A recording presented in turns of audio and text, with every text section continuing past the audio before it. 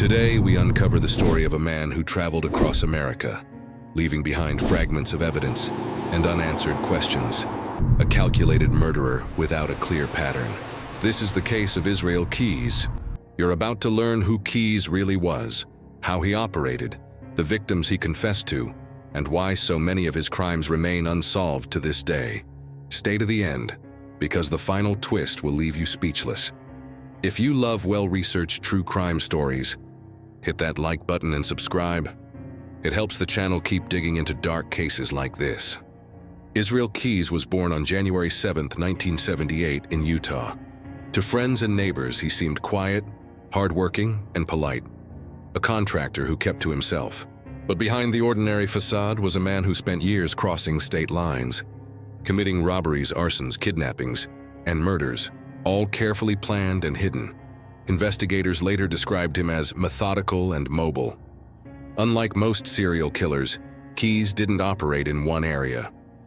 He built what could only be called a map of death across the United States, planting hidden kill kits with cash, weapons, and duct tape in remote areas, sometimes years before using them. This mobility made him nearly impossible to track. By the time one crime was discovered, Keyes was already thousands of miles away. Keyes was not impulsive, he was deliberate. He avoided patterns, traveled under aliases, and preferred victims chosen purely by opportunity. He would fly to one state, rent a car, drive hundreds of miles to another, and strike there, so police departments could never connect the dots. He buried those kill kits across the country, buckets filled with tools and guns sealed in plastic. Then months or years later, he'd return to the area, dig one up, and use it to commit a crime. He once told FBI agents that he enjoyed planning crimes more than committing them. It was the anticipation, the control, that thrilled him. In his own words, he called murder a hobby. Authorities officially tied 3 murders to Keyes, but he hinted at many more, possibly a dozen, maybe 20. Samantha Koenig, 2012. His final and most well-known victim was Samantha Koenig, an 18-year-old barista in Anchorage, Alaska. On February 1, 2012, security cameras captured her being abducted from her small coffee kiosk. Keyes kept her hostage, demanded ransom using her debit card, and ultimately killed her. Police traced ATM withdrawals across multiple states, leading them straight to Keyes. He was arrested in Texas on March 13, 2012. Bill and Lorraine Currier, 2011. The year before, a quiet couple from Vermont, Bill and Lorraine Currier, vanished from their home. Their house showed signs of forced entry. For months, there were no clues. During interrogation, Keyes confessed. He had broken into their home, kidnapped them, and murdered them at an abandoned farmhouse he'd scoped out earlier. Their bodies were never found. Other possible victims, Keyes hinted at numerous other killings stretching back years. Murders that spanned New York, Texas, Washington, Oregon, and beyond. He spoke in riddles to FBI agents, naming lakes, highways, and places that would never be found. Agents believe he may have been responsible for over 10 additional murders that remain unsolved to this day. His downfall came from a single mistake: the ransom withdrawals. Keyes had always prided himself on being careful, but using Samantha Koenig's card forced him into visibility. Police tracked the ATM transactions across several states, watching for the same white Ford Focus on security cameras.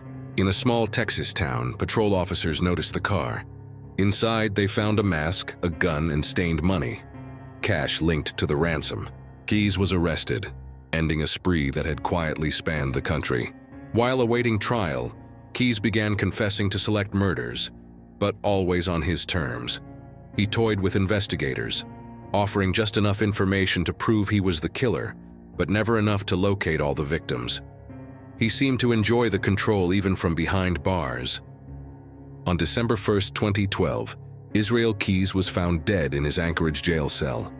He had slit his wrists and strangled himself using bed sheets, leaving behind a blood-soaked cryptic note. That note wasn't an apology or confession. It was a poem, a chilling monologue about death, hunting, and darkness. Beneath his bed, guards discovered drawings of 11 skulls. The FBI later said they might represent 11 unknown victims. 3 reasons make the Keyes case one of the most disturbing in modern U.S. history. Mobility. he treated the entire country as his hunting ground, driving or flying thousands of miles to commit crimes far from home. Planning. The buried kill kits showed a level of preparation rarely seen, suggesting crimes plotted years in advance. Incomplete truth. His suicide erased countless answers. Families of missing people across America may never know whether Keyes was behind their disappearances. The FBI has since reopened dozens of cold cases, searching for connections. To this day, they receive new tips, and some agents believe there are still Keyes victims waiting to be identified. Keyes' crimes changed how law enforcement handles serial cases that cross state lines. They exposed how easily one person could exploit gaps in communication between jurisdictions. After his capture, the FBI emphasized nationwide databases, interstate coordination, and monitoring of travel patterns for violent offenders. For true crime researchers, the case is a chilling reminder that not all monsters live in the shadows. Some move among us, unnoticed, until one mistake exposes everything. These aren't just stories about evil. They're stories about loss, unanswered grief, and the search for truth. If this video helped you understand this case, please like, share, and subscribe. And remember, even the smallest piece of information can bring justice to families still waiting for closure.